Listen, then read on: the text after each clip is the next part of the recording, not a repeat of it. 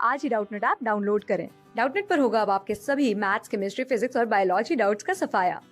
बस अपने क्वेश्चन की फोटो खींचो, उसे क्रॉप करो और तुरंत वीडियो सोल्यूशन पाओ। Download now. यहाँ पर हमें कॉलम 1 और कॉलम 2 को करेक्टली मैच करके सही आंसर को सिलेक्ट करना है। तो कॉलम 1 में अगर हम देखें, हमें कुछ फेजेस के नाम दिए हुए हैं, proliferative phase, secretory phase, menstruation.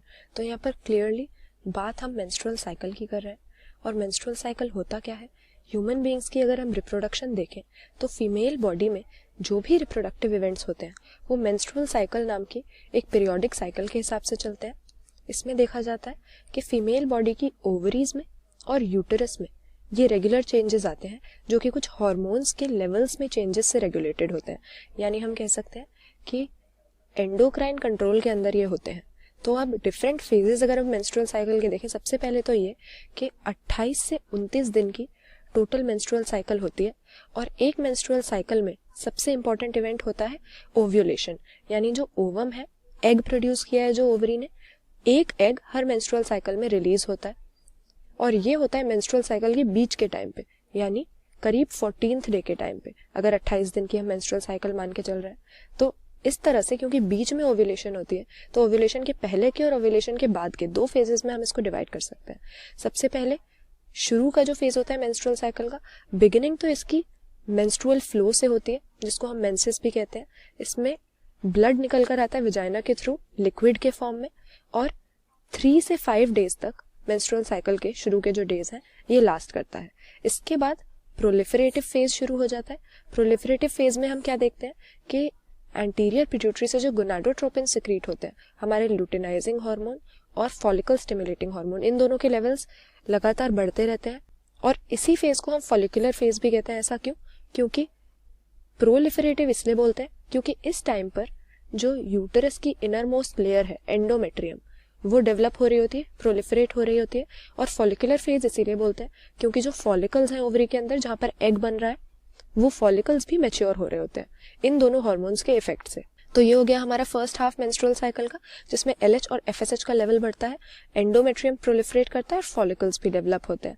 लेकिन बीच में जाते जाते 14th डे तक जाते जाते देखा जाता है कि लुटेनाइजिंग हार्मोन का लेवल सर्ज कर जाता है। सर्ज से हमारा मतलब बहुत ही हाई हो जाता है, पीक कर जाता है। और इसकी वजह से जो ये ग्राफियन फॉलिकल मैच्योर हुआ था, ये रप्चर हो जाता है और यहाँ पर इसमें से ओवम बाहर निकल कर आ जाता है, और इसी प्रोसेस को हम ओव्यूलेशन कहते हैं। तो ओव्यूलेशन जब हो गई तो जो फॉलिकल था उसका क्या होगा? ओवम तो उससे बाहर निकल के आ गया, लेकिन इसका जो बचा खुचा हिस्सा होता है वो डेवलप हो जाता है, ट्रांसफॉर्म हो जाता है कॉर्पस लुटियम नाम की एक बॉडी में। तो अब यहाँ पर कॉर्पस लुटियम बन गया ओव्यूलेशन के बाद ग्राफियन फॉलिकल से। तो इसी फेज को हम लुटियल फेज कहते हैं क्योंकि कॉर्पस लुटियम बना हुआ है। और सिक्रीटरी फेज हो गया इसका दूसरा नाम, क्योंकि कॉर्पस लुटियम एक बहुत ही इंपॉर्टेंट एंडोक्राइन स्ट्रक्चर होता है, हार्मोन सिक्रीट करना इसका काम होता है।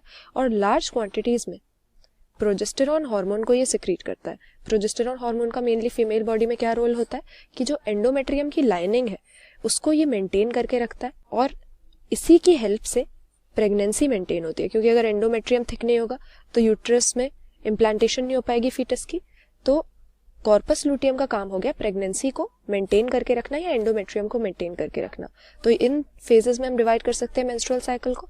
यहाँ पर हमने देखा 28 से 29 दिन की साइकिल होती है, जिसमें शुरुआत में होते हैं 3 to 5 डेज मेंस्ट्रुएशन के। और यहाँ पर अगर जो ओवम रिलीज हुआ है ओव्यूलेशन से, अगर उसकी फर्टिलाइजेशन नहीं होती है, फर्टिलाइजेशन हो जाए तो ठीक है, प्रेगनेंसी हो जाएगी, कॉन्सेप्शन हो जाएगी, जो एम्ब्रियो बनेगा वो यूट्रस में एंडोमेट्रियम की लाइनिंग में इम्प्लांट हो जाएगा। लेकिन फर्टिलाइजेशन अगर नहीं होती है तो ये एंडोमेट्रियम की लाइनिंग जो प्रोलिफरेट हुई थी हार्मोन्स के एक्शन की वजह से, इसमें क्या हो जाता है, थिक ब्लड वेसल्स हो जाते हैं इसमें, और ये कुशन लाइक हो जाती है फीटस की इम्प्लांटेशन के लिए। लेकिन अगर फर्टिलाइजेशन नहीं होती है, एम्ब्रियो बनता ही नहीं है, तो ऐसे केस में एंडोमेट्रियम की इस लाइनिंग का हम देखते हैं कि ब्रेक डाउन हो जाता है, और जो इसके ब्लड वेसल्स होते हैं और इसकी लाइनिंग होती है एंडोमेट्रियम की, वो म्यूकस के साथ और अनफर्टिलाइज्ड ओवम के साथ वजाइना के थ्रू बॉडी के बाहर डिस्चार्ज कर दिए जाते हैं।